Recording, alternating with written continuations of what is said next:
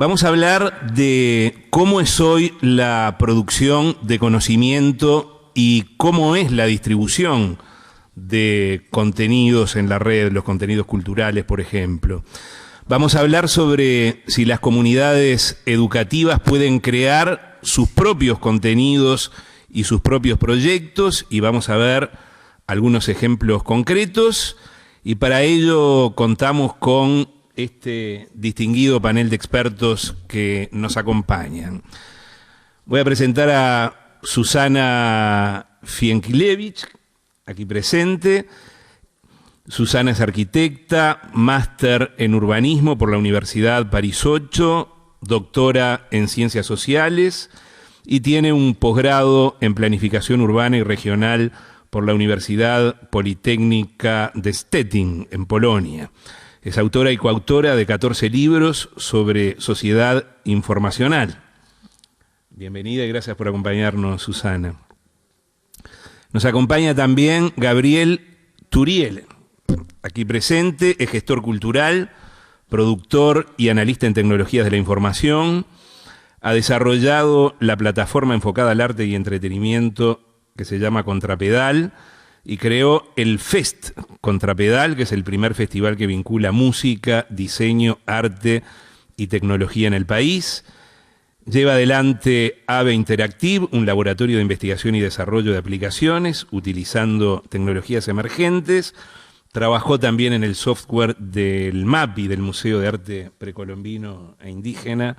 Gabriel, gracias por estar aquí también.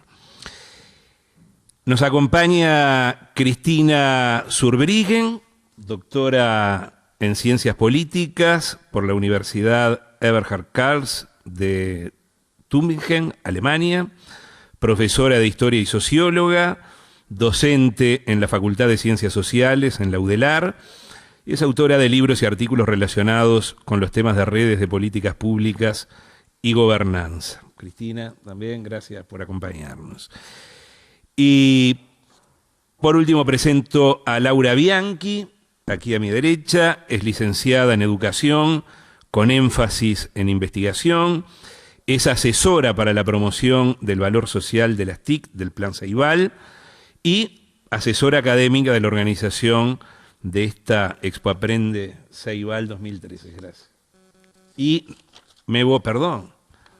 vamos a la presentación de Priscila González. No la había visto antes de llegar aquí. Un gusto, Priscila. Ella tiene un máster en Educación, Familia y Tecnología de la Universidad Pontificia de Salamanca y un título de posgrado en Gestión de Procesos Comunicativos. Opera en la educación y la tecnología desde el 2001 y es cofundadora del Instituto Educa Digital, que desarrolla proyectos de integración de la educación digital. Bienvenida, Priscila. Gracias por acompañarnos aquí. Bueno, vamos a meternos de lleno en el tema. ¿Cómo podemos hacer para integrar a la producción de contenidos a lo que es tanto la comunidad educativa como puedan ser las distintas comunidades locales? Si le parece, Susana, podríamos... Hay varias formas de integrar a las comunidades a la gestión, a la producción de contenidos. Estaba pensando un ejemplo, se dio en Misiones, Argentina, con lo que se llama la Enciclopedia de Misiones. Es una asociación, va recogiendo todos los contenidos que la gente quiera poner sobre la historia, cuentos, botánica, zoología de la región, y así se va conformando esa enciclopedia, que en realidad es una enciclopedia, ¿no? Es una Wikipedia. Otro ejemplo de acción comunitaria en la creación de contenidos, por ejemplo, lo que se ha dado en llamar e-ciencia ciudadana.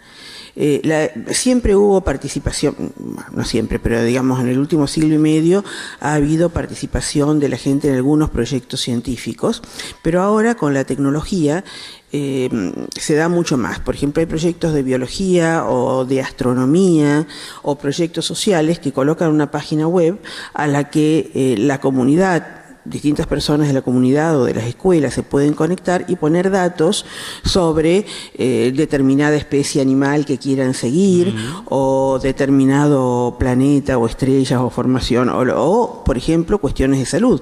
En la Ciudad de México hay uno que es, hay un mapa sobre problemas respiratorios de la ciudad, que es una ciudad que, como sabemos, tiene mucho smog. Entonces los ciudadanos mismos van mapeando qué problemas de salud les ocasiona eso. O sea, es muy fácil, desde el punto de vista tecnológico es facilísimo, y solamente hay que contactarse con la gente como para que aporte sus datos por medio de sus celulares o de sus computadoras. Y eso es sumamente aplicable a todas las escuelas también. Muy bien. Gabriel, ¿cómo lo ves esto? Y bueno, me quedé pensando que con una cosa tan cotidiana y sencilla, el tema es cómo se llega a veces a esos niños o esas personas. A mí, por ejemplo, hubo una experiencia que tenía que ver con colaboración y con generación de contenidos que me sucedió en el festival, por ejemplo, que bueno, nosotros... El festival incluye mucha música nueva, muchos artistas nuevos y disciplinas que son emergentes, y a veces es difícil acá lograr como por el medio del interés para masificarlo, llevar gente a ese lugar. Entonces, ¿cómo nos pensamos y obtenemos información activa desde otro lado? Entonces, bueno, nos conectamos con unos amigos de Brasil en Recife, que ellos ya tenían experiencias en el estilo y en dinámicas y en colores, en otra cosa que ya han probado. Entonces integramos al equipo nuestro de comunicación gente muy joven de Brasil que empezaron a hacer la comunicación allá, recabar información. Ellos armaron los teasers y empezaron a colaborar con los chicos de comunicación de acá, y se armó un equipo distribuido geográficamente. A veces aparte era gracioso porque habían comunicaciones que salían en las redes sociales con palabras en portugués y la gente no entendía mucho por qué, y yo después le tenía que pasar un diccionario. No, eso se dice de esta manera. Y luego, cuando ellos vinieron a Montevideo, se integró al equipo de trabajo, y digo, la experiencia que nos dejó a nosotros es cuando uno la recolección de información o la integración de información la expande y la diversifica, la enriquece, y entonces uno sale de la burbuja en la que uno vive habitualmente. Y un poco ayer hablábamos con los chicos que mostraban las experiencias. Había una experiencia brasilera, uruguaya, donde compartían información, intercambiaban información sobre... en Brasil estudian sobre Torres García, y aquí en la frontera en Uruguay sobre un poeta brasilero. Y una de las cosas decíamos, bueno, ¿por qué no arman grupos de trabajo mixtos, donde 3 compañeros o 4 son 2 brasileros, 2 uruguayos, sobre una temática? Y eso empieza a diluir la frontera, enriquecer los contenidos. Claro. Y bueno, es como me quedé pensando un poco en... un entorno colaborativo, en este caso, internacional, digamos, sin Lo que pasa fronteras. que también con la tecnología y las cosas, las fronteras se van diluyendo. Y eso es lo más interesante y lo más lindo de todo esto, ¿no? Y eso enriquece no solo la experiencia de cada uno, sino también la calidad de la información que luego se empieza a recolectar y a armar para algo útil también, me parece. Claro. Eso es un poco el... Muy bien. Cristina, ¿cómo lo ves esto? Yo lo veo más de la perspectiva, ¿no?, que lo analizo más de la política y cómo potenciar todos estos espacios colaborativos en red, ¿no? Creo que la tecnología habilita una nueva forma de construir conocimiento, y habilita también, y creo que para América Latina es muy importante, la construcción de un nuevo tipo de ciudadanía, ¿no? Que creo que eso es un elemento. O sea, tenemos ciudadanos poco activos en América Latina, y esa forma genera formas participativas en red de construcción de conocimiento. Entonces creo que las dos cuestiones habilitan en repensar una forma de coproducir políticas y de solucionar problemas sociales. Y creo que en esa perspectiva es que hoy se tienen que generar, y un poco yo lo que estoy haciendo es un relevamiento de estos espacios creativos innovadores en Uruguay para considerarlo dentro de las políticas de innovación, ¿no? Que generalmente se considera la innovación como la innovación económica, la innovación de una empresa, pero no todos estos espacios innovativos creativos que en última instancia están solucionando problemas públicos en la sociedad, ¿no? Entonces, de salud, de educación, tú contabas en la experiencia de salud, que hay muchas en México, ¿no? O otras experiencias ¿no? en otras áreas sociales que generan solución a problemas. Y entonces eso lleva a una participación activa de los ciudadanos. Creo que eso puede ya construir ciudadanos más activos en la región. Cristina, ¿y qué políticas públicas serían necesarias para favorecer esos entornos de colaboración para la producción de contenidos? Primero, yo creo que hay que reconocer el fenómeno, y particularmente en Uruguay, en América Latina, o sea, hay que reconocer que América Latina es creativa, y creo que se reconoce poco la creatividad como dentro de las políticas públicas. Reconocer la relevancia que tienen los emprendedores sociales, ¿no? Los emprendedores sociales. Yo en una serie de entrevistas a los emprendedores sociales me decían, cuando vamos a pedir una colaboración o un financiamiento, siempre nos piden que regamos la torta, pero nosotros tenemos que hacer la torta. No está hecha todavía la torta. Entonces necesitamos, o sea, otro tipo de instrumentos para apoyar estos espacios creativos en la región. Y a su vez también otra cuestión que me decían también los emprendedores sociales de estos espacios, a muchos les cuesta entender que nosotros tenemos un interés social y también queremos hacer un negocio que sea, o sea, sustentable, que es también otro concepto que es difícil de entender en América Latina, ¿no? O sea, también ese tema también es complejo.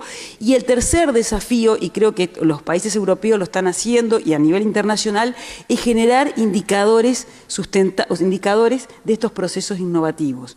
Porque si bien, yo decía, bueno, si bien es razonable pedir recursos y financiamientos, también es razonable desarrollar instrumentos cualitativos y cuantitativos que puedan, o sea, potenciar estos espacios. Entonces creo que ahí, yo creo que América Latina tiene, Uruguay y América Latina, enormes desafíos de incluirlo dentro de las políticas de innovación que hasta ahora no están incluidas. En Europa sí hay una inclusión, en otros países lo que es la innovación social, el emprendimiento social, forma parte del lenguaje cotidiano, pero no a nivel de los tomadores de decisión de políticas públicas. Entonces, hay un emergente en América Latina, en Uruguay, muy interesante. Yo creo que lo importante es que la sociedad conozca esas sinergias, ¿no? Y lo reconozca como un elemento que puede solucionar problemas públicos. ¿Por qué siempre el Estado tiene que estar el que desarrolla políticas? Porque es del lado de la sociedad civil, ¿no? También se pueden generar emprendimientos, pero que generen sinergias en la sociedad. Laura, venimos por aquí. Recién con lo que estaba hablando Cristina me estaba acordando de una investigación que hicimos en Ceibal con la gente de PNUD, que partió de la idea de relevar otro tipo de resultados no intencionados precisamente por Ceibal, que tuvieran que ver con la presencia de Ceibal en la comunidad, en todo lo que no fuera vinculado al ámbito educativo. Y bueno, hicimos esa investigación, recolectamos más de 100 experiencias en territorio y algunas de esas experiencias participaron de un taller en donde de alguna manera quisimos recoger cuáles eran las prácticas, las mejores prácticas y las lecciones de alguna manera que nos podían dar esas experiencias con respecto a cómo habían integrado la tecnología a el desarrollo y la introducción de la tecnología en la solución de temas sociales. Y nos encontramos con algo que ahora me causó sensación escuchar hablar de emprendedurismo social, porque no nos animamos a ponerlo en la investigación. No nos animamos a poner que la gran práctica, la mejor práctica que encontramos era una, que se llamaba el emprendedurismo social. Y le llamamos los mediadores sociales, en realidad, quizás también por una deformación profesional, la educación pesa mucho y el concepto de mediación es muy fuerte. Pero es eso lo que encontramos, y a veces uno dice, ¿qué voy a encontrar? Bueno, en realidad lo que encontramos es que la sostenibilidad y las posibilidades de que estas cuestiones se iniciaran tenía que ver con eso, con el emprendedurismo de agentes sociales, que no están solos, evidentemente que esto no es una persona, sino que son redes de actores, ¿sí?, que de alguna manera median en la traducción de las necesidades de un determinado espacio, ¿sí?, de una determinada comunidad, y logran traducir esas necesidades a un lenguaje que tiene que ver con cómo podemos utilizar las tecnologías para atender estas necesidades. Y esa traducción es bien interesante, que descubrimos en esa investigación, es una traducción que tiene como un componente, digamos, de cuestiones que uno ya conoce, que tiene que ver con una tradición, por ejemplo, del voluntariado tradicional o del compromiso social, pero que también tiene que ver con el surgimiento de las tecnologías digitales y de grupos de personas que a través de las tecnologías descubren ese error solidario de emprendedor, y que, por ejemplo, ¿no? Yo contaba hoy, gente que nos dice, a mí no me pongas para ir a ningún lado. Si yo lo puedo hacer con la computadora, entonces, perfecto. Entonces, ¿qué es?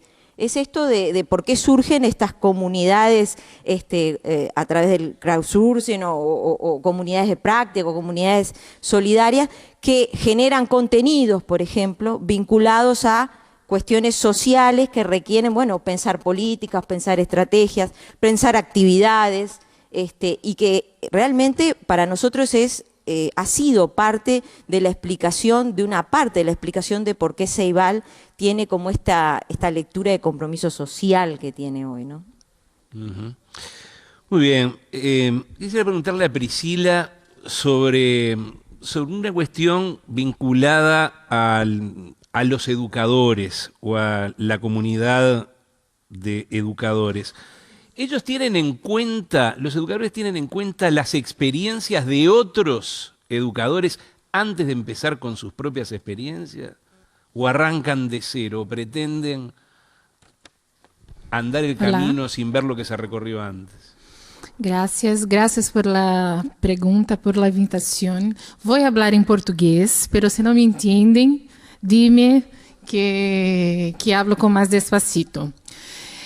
Essa pergunta é muito boa, porque é um grande desafio a gente pensar que os educadores poderiam trocar mais, fazer mais experiências compartilhadas, trocar suas experiências com os outros e construir novas experiências a partir dessas trocas. A gente fez um projeto que começou em 2010 e foi até 2011, que era um grupo de estudos sobre cultura digital na educação. Chamava Educar na Cultura Digital. Era um grupo de estudos que a gente fazia no Moodle. Foi aberto, totalmente aberto. Tivemos mais de 3.000 professores no Brasil participando. E o mais interessante é que essa comunidade começou a fazer seus próprios grupos de estudo presencialmente nas suas cidades, a partir das trocas online que estavam acontecendo. Discutindo redes sociais na educação, discutindo uso responsável, metodologia diferente de tecnologia. E essas discussões com os outros educadores acabaram potencializando e dando inspiração para eles fazerem também as próprias de acordo com a realidade, com as dificuldades que eles tinham. Um outro exemplo é a comunidade REA Brasil. Não sei se vocês já ouviram falar em REA, que em espanhol, Recursos Educativos Abertos. Nós temos uma comunidade de educadores no Brasil. Hoje no Facebook tem mais de 1.800 pessoas. E a mesma comunidade, parte dessa comunidade, em torno de 500, está numa lista de e-mail. E essa comunidade só se potencializou por conta do mundo digital, graças a essa possibilidade de vários espaços, vai além das regionalizações, das fronteiras das cidades. Então, tem gente de várias cidades do Brasil que está construindo conhecimento a partir dessas discussões. Então, a gente tem o livro REA, que eu deixei com a Laura, que é esse livro que foi totalmente criado por pessoas dessa comunidade, que mandaram artigos, que planejaram esse livro. Temos projetos de lei que a gente ajuda os legisladores a pensar em projetos de lei, porque tudo que o governo compra com dinheiro público, ele deve ser público. O Brasil gasta muito dinheiro com livro didático impresso, e esses livros não estão online, eles não estão disponíveis para a sociedade. Então, essa comunidade começa a influenciar a política pública, para que a política pública comece a pensar em como, de fato, disponibilizar esses materiais online. Tem pessoas na comunidade criando aplicativos para baixar recursos digitais nos desktops dos computadores das escolas que não têm ainda o acesso à internet. E isso tudo se potencializando pelas trocas online que as pessoas estão conseguindo fazer.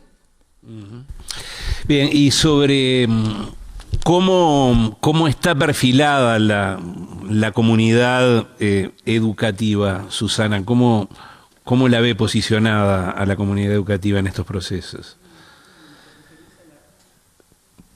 ¿Te referís a la comunidad educativa en general Sí. latinoamericana? Bueno, me voy a referir, la comunidad educativa en general, y esto lo estábamos hablando hoy con algunos colegas en el almuerzo, es un ámbito particularmente reacio a todo tipo de innovación. De modo que es bastante difícil muchas veces conseguir reales innovaciones.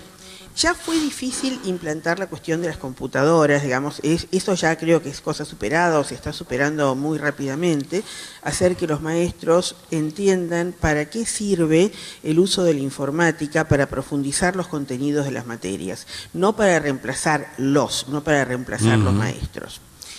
Pero, por ejemplo, mira, en Argentina, en la provincia argentina, en San Luis, hay todavía una experiencia muy innovadora que son las escuelas públicas digitales. Son escuelas donde, además de usar internet, por supuesto, estar súper conectadas y demás, se ha modificado el sistema de enseñanza. O sea, no es por grados, es una enseñanza desgradualizada, es por módulos. Entonces, los chicos tienen el módulo de matemáticas, el módulo de lenguas, el módulo de ciencias sociales y demás. Y lo van haciendo a su propio ritmo, ayudado por los maestros y ayudado por la plataforma. Los maestros se supone que están también en disponibilidad para consultas 365 días por año. Esta escuela no cierra, ¿sí? Entonces, los chicos van haciendo sus módulos a su propio ritmo y, por ejemplo, bueno, a alguien le gusta matemáticas, la termina en un verano, se dedica a los otros módulos y puede terminarlos antes o después que sus otros compañeros. Pero, y esto es muy importante, no repite. Entonces, se elimina el problema de los repetidores, que cuando los repetidores repiten más de un año, generalmente se desalientan y dejan el colegio. Entonces, este sistema fue una innovación. Hay en este momento, creo que habían hecho 5 escuelas piloto y también son para adultos. Han creado 62 escuelas para adultos, para que puedan terminar el secundario e integrarse a la universidad. Bueno, esto ha sido, bueno, se han dado clases especiales, o sea, los maestros que quieren ser maestros de escuelas públicas digitales siguen cursos especiales, se los habilita para esto, pero ha desatado una absolutamente feroz reacción del resto de los maestros de la provincia. Yo he sido testigo de eso, porque ¿eso qué quiere decir? Que a los chicos no le dan juegos, que a los chicos están dependientes de las máquinas, que los chicos no se socializan, cuando es todo lo contrario. O sea, los chicos van a la escuela, juegan cuando tienen que jugar, aprenden y mezclan juego y aprendizaje, pero aparte tienen otro ritmo, mucho mayor libertad. De todas formas, creo que pensemos en las escuelas Montessori. Las escuelas Montessori fueron también rechazadas en su momento, fueron una super innovación rechazada y sin embargo ahora se le acepta. Todo con tiempo y suficiente convicción va a ir siendo aceptado. Está allí. Bueno, Susana tiró la bomba allí como al pasar, pero dijo que la comunidad educativa es reacia a los cambios y que a veces capaz que más que empujar tira para atrás. ¿Cómo lo ven los otros integrantes de la mesa esto?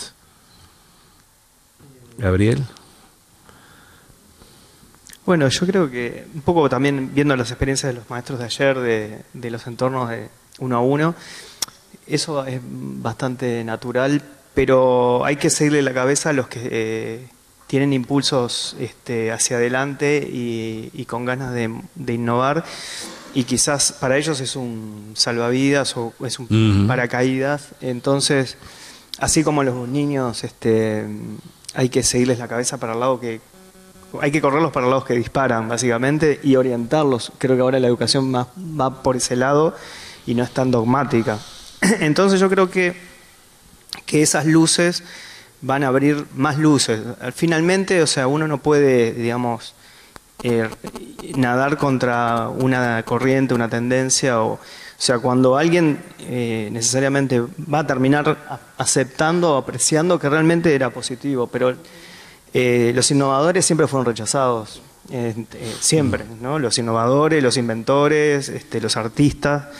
Entonces, quizás yo no soy educador en ese digamos, entorno, pero sí de alguna manera hemos tomado ciertos riesgos en la parte de gestión cultural y en apoyar artistas que son emergentes, y con mucho dolor y mucho esfuerzo, pero sin embargo hay que hacer, alguien lo tiene que hacer, porque si no la gente siempre sigue escuchando la misma música, haciendo las mismas cosas y no actuando. Entonces, en definitiva,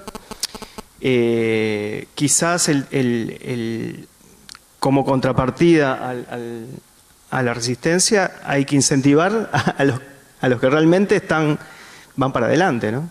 Ese proceso, decís tú, avanza, la luz va a llegar y es irreversible. Para mí va a avanzar y es inexorable, ¿no? Hay que ver cómo se facilita para que sea lo más amable posible para el resto que no está tan preparado. Claro. Cristina, ¿cómo lo ves? Yo concuerdo, ¿no? contigo de que hay que potenciar, ¿no? los espacios innovadores y creativos, ¿no? Creo que también hay un corte generacional muy importante, ¿no? Que creo que, como tú decís, para mí es inexorable, y creo que hay que potenciar e incorporar a la gente joven, y eso lo digo en Uruguay, que es muy difícil incorporar gente joven, porque en estos espacios son las personas más creativas, las que tienen más contacto con las tecnologías de la información y con una nueva forma de construir y de colaborar conocimiento. Y yo creo que eso es muy interesante, porque la forma esta creativa también genera otra apropiación del saber, y que eso me parece interesante, ¿no? Porque en una exposición de Inspira Montevideo, que había estado en una exposición, cuando alguien le decía a una muchacha que había sido creadora y que había puesto algo en Facebook, y dice, bueno, yo lo creé, está en Facebook, lo comparto con todos, y después esta idea va a pasar y pondré otra idea ¿no? en la red. Entonces creo que tiene que ver también con una apropiación diferente del conocimiento y cómo se genera el conocimiento. La comunicación, por ejemplo, yo con mis estudiantes les digo, no les voy a mandar nada por mail, les voy a mandar por Facebook, porque sé que por mail no se comunican. Entonces creo que tiene que ver con nuevas formas de comunicación y también de construir conocimiento colaborativo en red, que eso me parece un proceso muy interesante. Entonces creo que hay un cambio generacional importante, hay que incorporar a más gente joven, hay que potenciar a la gente joven y a estos espacios innovadores. Y siempre son disruptivos y siempre todo cambio genera, ¿no? sus resistencias. Laura. Sí, en realidad creo que es interesante esta cuestión de pensar también las alternativas, ¿no? A veces también uno está desde un lugar mirando las cuestiones que tienen que ver con las problemáticas cotidianas. El docente no es para eso, es un tan ser humano como todos nosotros, y él está tratando de solucionar las situaciones desde lo que conoce, sabe hacer. El salir de ese lugar de comodidad le implica un desafío. Claro. Y ese desafío, quizás en esto que hemos hablado de los emprendedores, haya emprendedores que le puedan mostrar cómo recorrer ese camino, que me parece que es lo que a veces está faltando. Alguien que me tire una mano y me ayude a mirar en forma tranquila, sin agobiarme ni por una evaluación, ni porque, bueno, es inmediato y lo tengo que hacer, sino simplemente porque, bueno, quiero aprender y quiero mejorar en lo que hago. Entonces, a nosotros nos pasaba cosas extraordinarias, como siempre lo cuento. Cuando yo llegué al plan, había un grupo de voluntarios, la red de apoyo al Plan Ceibal, la RAP Ceibal, que ellos desde los inicios del plan estuvieron apoyándolo. Y entonces una de las cosas que hacían era ir a las escuelas a colaborar en la entrega de las máquinas y dar como la primera información, que era la máquina, cómo se abría, cómo se prendía. Bien. Pero resulta que eso se transformó en el pedido de que los maestros les empezaron a pedir, ¿ustedes no hacen cursos? Entonces, ustedes no dan cursos, ustedes no explican, ustedes no... Entonces, ellos empezaron a ofrecer charlas, ¿no? En las que eran abiertas a todo el público, el que quisiera. Entonces les decía, bueno, sábado tal, en tal club vamos a dar una charla, que no sé qué es, si ustedes quieren venir, no sé.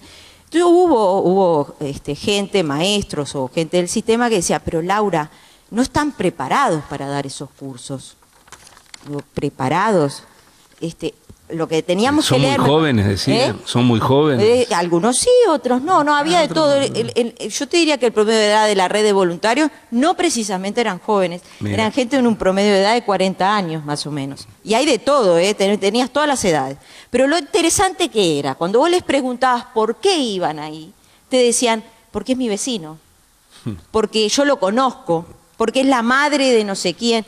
No había ni evaluación, no había control social, había solidaridad, había empatía, había un encuentro de necesidades. Entonces me pareció que es interesante pensar en ¿quién puede estirar la mano? Y no reducir las respuestas a respuestas conocidas. Como decíamos hoy, bueno, construyamos nuevas respuestas en función de plantearnos los nuevos problemas, ¿sí? Y entonces me parece que es interesante cuando pensamos en estas cuestiones que tienen que ver con construir y utilizar las tecnologías, tiene que ver también con eso de cómo construir esas nuevas formas de colaboración y no cerrar las posibilidades a que los docentes experimenten otras formas de colaboración, de interacción con otras posibilidades que se pueden dar. Y en ese sentido yo quiero que Priscila cuente que ella participa de una experiencia de crowdsourcing para editar unos libros de una experta que para todos nosotros es muy querida, que es Lea Fagunde. No sé, Priscila, si querés. Ahí está, vídeos. Muy bien. Priscila, cuéntanos. Essa experiência foi muito interessante e muito instigante também, porque a nossa ideia é ainda fazer uma biografia da professora Lea Fagundes, como pioneira no trabalho com educação digital, nos seus 83 anos hoje, que continua ativamente trabalhando, influenciando, inspirando várias gerações lá na Universidade Federal do Rio Grande do Sul. Mas a gente enfrentou muito problema para conseguir pensar em financiar essa biografia. Infelizmente, no Brasil, não temos essa, vamos dizer assim, esse costume de valorizar as pessoas que estão fazendo coisas, estão aprimorando a educação em várias áreas do conhecimento. Normalmente essas pessoas são reverenciadas depois que elas não estão mais. Se a gente não fizesse algo de valorizar publicamente o trabalho da Lea, isso ia ficar só no meio acadêmico, porque quem é da academia, quem é da universidade, quem estuda educação, conhece. Agora, uma pessoa como ela, que na década de 80 conseguiu fazer o primeiro curso, 90, desculpe, o primeiro curso à distância no Brasil, antes da universidade aprovar formalmente, ela sabia que era bom, era com a Costa Rica. Ela sabia que ela poderia testar numa época que demorava 3 dias para um e-mail chegar na Costa Rica, depois mais 3 dias para voltar para o Brasil. E ela organizou com os seus orientandos, começaram a fazer e registrar tudo. 3 meses depois, quando a universidade chamou, porque tinha ido o pedido, tinha um pedido, né, para fazer o curso à distância. Como a senhora vai fazer um curso à distância com a Costa Rica? A quilômetros de distância. Um idioma, eles falam espanhol, nós falamos português. E ela já tinha tudo sistematizado, como aquela experiência estava dando certo. Uma história como essa ultrapassa a educação. ultrapassa educadores. A gente está falando de ousadia, de empreendedorismo. É um exemplo incrível. E o que a gente foi fazer? Como a gente não conseguia financiamento, é difícil explicar para as empresas. Nós queremos fazer uma biografia de uma professora de 83 anos que tem uma concepção incrível de como a cultura digital tem que entrar na educação, todo o trabalho pioneiro dela, com o Papert. É muito difícil, porque ainda no Brasil a gente tem aquela visão tradicional que a tecnologia tem que vir para ajudar o tradicional método, ou seja, continuar o resultado em português matemática curricular. Não se pensa ainda em como as tecnologias estão desenvolvendo outras aprendizagens e que isso leva tempo. E nós fomos para o crowdsourcing. No Brasil está tendo vários websites de financiamento coletivo. A gente escolheu o Catarse, que foi um pioneiro, mas hoje tem até o Formigueiro. É um crowdsourcing exclusivo para projetos de educação, que até na escola um grupo gestor quer fazer um projeto pequeno, põe no formigueiro, independentemente até de pedir apoio para o governo, e as pessoas podem ajudar aquele projeto. Projeto de jovens, tem várias coisas interessantes acontecendo.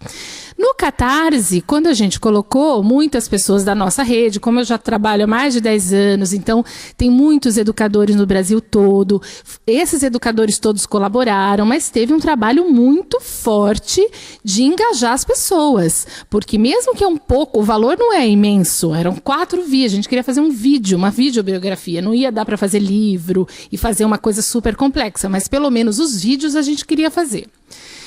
E foi uma campanha. Então, a gente, em tudo quanto é congresso de educação, fizemos santinho, não sei como se disse, um pequeno folheto sobre a Leia, para que as pessoas entrassem no website, colaborassem. E dá bastante trabalho. Não é fácil. Então, tem toda uma campanha de comunicação que precisa ser feito, mas depois que a gente consegue e o projeto é bem sucedido, é uma alegria imensa pensar que a gente conseguiu fazer um projeto do jeito que a gente gostaria e com mais de 200 pessoas apoiando. Todos são autores desses vídeos, dos 4 vídeos da Leia que estão disponíveis numa licença aberta, todos são recursos educacionais abertos, as pessoas podem inclusive pegar trechos, criarem outros vídeos. Então é uma experiência assim muito interessante mesmo, vale a pena. Realmente, realmente.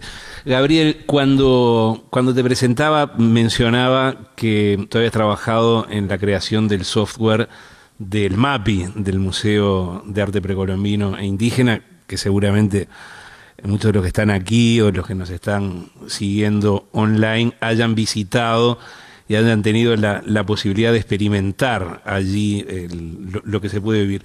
¿Nos podés contar cómo fue esta experiencia? Bien, antes de pasar a eso, si me das un segundito, quería contar también una experiencia de crowdfunding que hicimos acá. Correcto. Con un artista que se llama Franny Glass, que es un cantautor, que obviamente ya no existe la industria de los discos y ese tipo de cosas. Y la experiencia se puede de Priscila se puede también llevar un poco desde acá, desde Uruguay. Estamos hablando de que también está disponible esa posibilidad y depende mucho también de la comunidad que lo apoye. En este caso, este chico que tiene 26 años, ya va por su 4º disco. Hasta ahora siempre teníamos fondos para bancar su producción y esta vez no hay fondos. Bueno, y él dijo, bueno, no importa, yo tengo mis seguidores que les encantan mis canciones, se enamoran de mí, no sé qué. Bueno, dije, bueno, voy a sacar un disco y en la plataforma Ideame postuló para que le financien el disco y una de las, por ejemplo, había diferentes recompensas. Por ejemplo, te mando una canción por adelantado, a vos antes que a nadie. Si pones cierto dinero, te pongo como productor del disco en los créditos. Si me pagás mucho dinero, voy a tu casa y canto una canción para un show privado para 10 amigos. Y hubo gente que pagó $500 para que él... Y logró financiar su disco, que va a salir ahora en breve. Y fue una iniciativa básicamente de él. Ni siquiera esperó a que nosotros como manager o productores dijimos, vamos a hacer. No, él dijo, no se preocupen, vamos. Entonces también es muy interesante cómo las iniciativas, o sea, hoy por hoy la tecnología y el tema de colaborativo, uno empieza a dejar de depender de ese papá virtual o mental que uno tenía, que puede ser o el Estado, o una marca, o una persona. Bueno, uno se la puede reempezar a revolver y a buscársela, porque ya los recursos ya están más abiertos. Y es una experiencia que no tiene que ver con educación, tiene que ver con arte, cultura, música, pero puede ser para cualquier otra cosa. Claro. Para arreglar la cancha de fútbol de una escuelita, etc. Gostaria de dar exemplo de comunidade, porque además de los vídeos, temos blog, biodaleafagundes.org.br. E neste blog temos uma galeria colaborativa para que as pessoas que conhecem a Leia de várias partes do Brasil possam colaborar com partes dessa biografia. As pessoas podem subir vídeos, podem subir textos, imagens. Aqui eu acabei de encontrar a Miriam Gregory, que é uma das colaboradoras dessa galeria colaborativa. Então, queria contar aqui para vocês. Eu conheci a Miriam online pelas colaborações dela e hoje estou aqui nesse evento conhecendo ela pessoalmente. E então, mais uma vez, há a possibilidade dessa comunidade poder criar coisas. Porque quando a gente pensou, nós vamos fazer uma biografia, nós podemos, nós temos essa capacidade. Mas o mais interessante é fazer o mais difícil. Ou que seja, uma biografia colaborativa. Então, ela está no ar e a gente espera que ao longo do tempo, cada vez mais pessoas colaborem para a gente construir essa biografia. Bueno, Sí. volviendo ahora a la pregunta, la experiencia del MAPI fue muy interesante, primero porque nosotros estábamos haciendo otras cosas con el MAPI que no tienen nada que ver ni con el Ceibal ni con juegos, básicamente. Pero bueno, ellos habían ganado un fondo de Ibermuseos para generar algo que tuviera que ver con tecnología y con la región andina. Entonces, a nosotros nos movilizó una cantidad de cosas, armamos un equipo junto con gente del MAPI, ¿no? Gente que estudia, bueno, antropólogos, arqueólogos, etc. Y nosotros nos motivó a investigar, a leer, como desarrollo de tecnología, a estudiar mitología, qué pasaba en la región andina antes de Colón, cuáles eran las costumbres, las vestimentas, pedíamos referencias, cuáles eran los paisajes, las comidas, etc. Y empezamos a desarrollar ese juego, más allá del juego, que en sí es un juego, un arcade, que digamos, no tiene ninguna característica excepcional a nivel de usabilidad, que diga, innovaron estos tipos, no. Lo que tiene y lo que yo rescato de eso es cómo uno pudo abstraer una realidad, un entorno, y eso llevarlo al juego o a la tecnología, a algo que los niños jugando pudieran realmente relacionarse rápidamente con esa época, con ese entorno, con esas costumbres, donde el nivel de dificultades iban en relación directa, o las pruebas en relación directa con costumbres como el trueque, por ejemplo, o si vos recolectabas más maíz, después cambiabas por más hoja de coca y te daba más resistencia para subir después las terrazas, o cómo te vas transformando en un chamán, y ahí empezás a estudiar un poco de mitología. Entonces, cómo algunos elementos del juego vas al museo y están en el museo físicamente. Entonces, digamos, la experiencia para nosotros fue por un lado enriquecedora y por el otro lado fue un buen ejercicio de cómo la tecnología luego puede empezar a mezclarse, o el mundo virtual empieza a mezclarse con el mundo real físico, y cómo uno, teniendo un recurso, lo puede usar de una manera bien didáctica, pero no hacer un juego por hacerlo, o no hacer algo por hacerlo, sino, bueno, a ver, pensemos realmente cómo integrar las experiencias y llevarlas al mundo del niño. Y hoy por hoy la experiencia en el MAPI ha sido muy, muy buena, porque los niños van, se cuelgan, acercaron el museo a la parte virtual, o sea, a internet, y digamos, y es cumple estrictamente con requerimientos históricos, etnográficos, y creo que en ese sentido fue una experiencia muy, muy buena para nosotros. Muy bien. estos entornos de colaboración para la elaboración de contenidos a través de estas tecnologías, digamos, se impone sobre un modelo más de competencia o individualista o de, digamos, cortarse solo. Ustedes están contando experiencias en las que la contribución, el acercamiento entre pares fue clave para poder llevar a cabo estas experiencias más allá del lugar geográfico donde se encontraran. La importancia que tienen estas nuevas formas colaborativas que tienen que ver con desarrollar la otra parte del cerebro, que es la parte creativa, ¿no? Y creo que el tema es que estamos en el siglo XXI, en una nueva sociedad, en una nueva forma de crear el conocimiento, y que creo que esto permea a la sociedad en su conjunto, ¿no? Creo que eso es ese es el gran desafío. Hace unos pocos meses, yo no sé si habrán visto una conferencia de un neurobiólogo que estaba el ministro de Economía de este país, tratando de trabajar con una organización para desarrollar toda la parte creativa, porque tenemos estructuras jerárquicas, lineales, donde dejan poco espacio a la creatividad. Se están preocupando a nivel de las empresas, se están preocupando de cómo desarrollar todo este trabajo colaborativo. Entonces eso implica un gran desafío a todo nivel, a nivel de las empresas, a nivel de las universidades, de generar espacios colaborativos creativos en red. Un desafío a la propia educación tradicional. O sea, nosotros si vemos el caso de Finlandia es el país que tiene los mejores indicadores, y justamente la importancia que tiene Finlandia es que ninguna escuela tiene el mismo programa. Sí, el docente tiene muy claro determinados objetivos a los que llegar, de aprendizaje en matemática, en idioma español, en expresión. Pero la forma como se llega es diferente, de acuerdo a las necesidades del aula y del entorno y de la participación de los alumnos, ¿no? Ahora, eso no implica que no son auditados ni que haya un control. Hay un control permanente de los estudiantes, pero desde otra forma.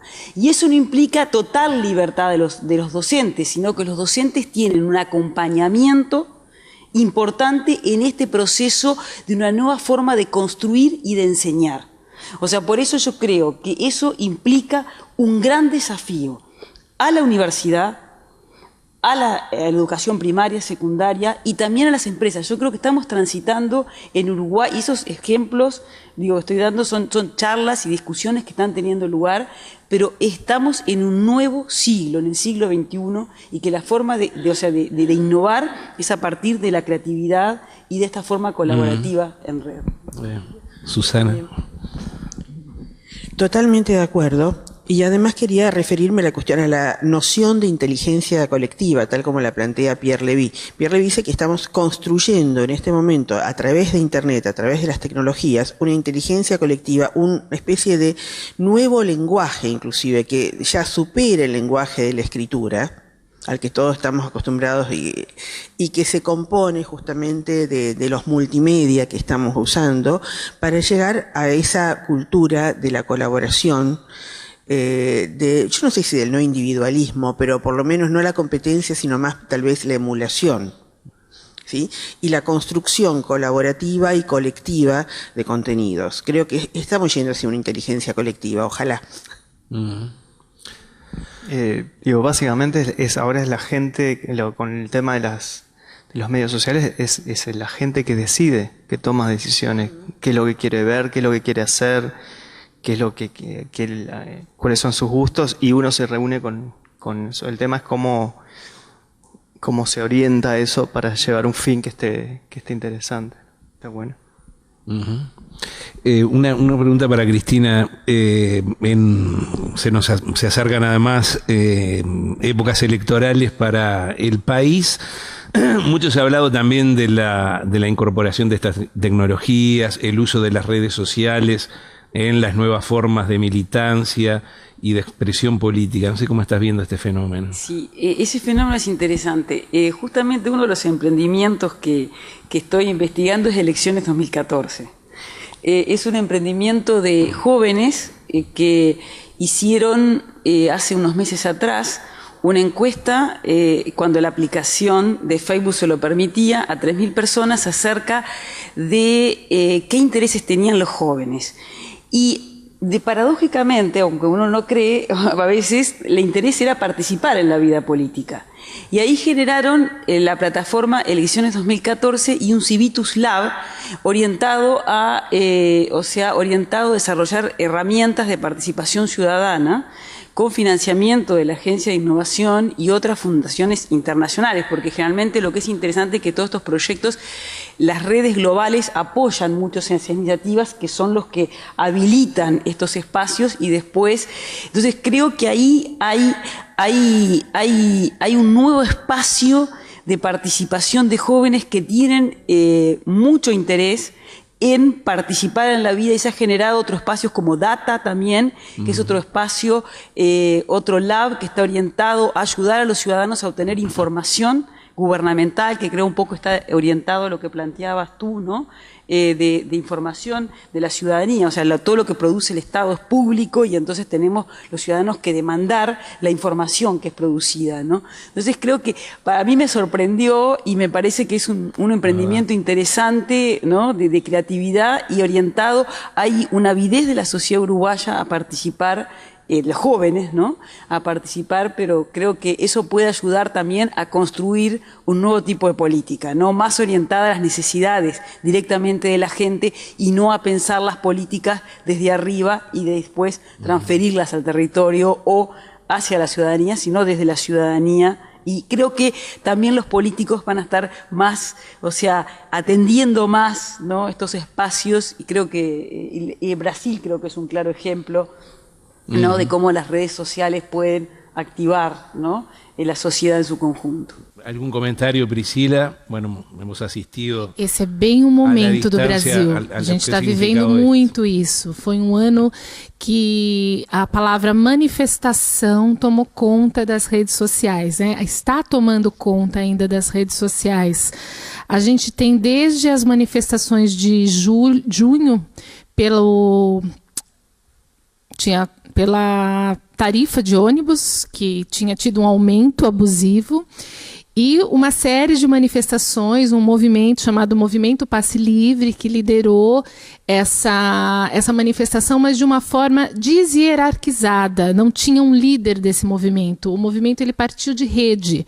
Então, as pessoas começaram a aderir aos movimentos pelas campanhas nas redes. Fomos às ruas, teve repressão policial, teve todo esse lado, porque justamente a política pública não está ainda acostumado. O que é a rede? Como assim? Hoje a gente tem uma rede distribuída com a internet. Todos nós somos pontos autorais, podemos produzir e conhecimento e fazer parte. Isso é uma rede. Então, como que a gente consegue potencializar essa rede pelo meio digital, que essa rede social aconteça e busque uma participação social, cidadã, nas cidades, em torno dos direitos. A gente está com hoje uma greve no Rio de Janeiro, que já dura mais de 60 dias, e também com forte repressão, e temos mídias, que até o Gabriel lembrou da mídia ninja, é uma forma de comunicação que está surgindo, além da mídia tradicional, chama mídia ninja, isso. Além do tradicional, que eles vão lá, instalam as câmeras na manifestação e começam a transmitir pelo Twitter, pelo YouTube. Ou seja, a mídia tradicional não domina mais. Não é mais só a fonte de informação. E hoje em dia, para a gente ter, de fato, informações fidedignas, a gente tem que ir para a internet.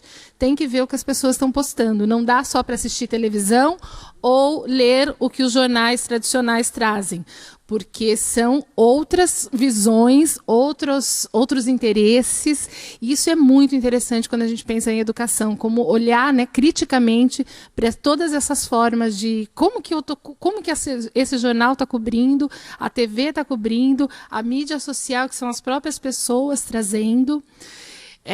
Eu acho que isso é um fenômeno muito novo ainda, e a gente está começando entender um pouco do que foi isso. Tem livros que vão começar a ser lançados agora, artigos, as pessoas estão, de fato, tentando entender um pouco o que isso significa em termos de participação social, a política pública e o que é essa rede, qual o potencial dessa rede mesmo.